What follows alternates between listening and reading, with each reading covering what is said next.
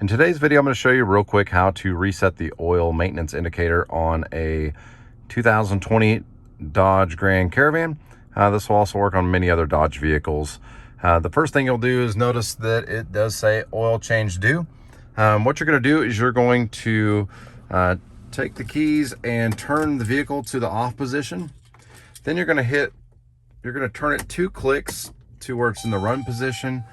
Within 10 seconds, you're going to press the brake pedal 3 times. 1, 2, 3. And then you're going to start the vehicle. And when you do that, it should reset the oil indicator. That's all there is to it.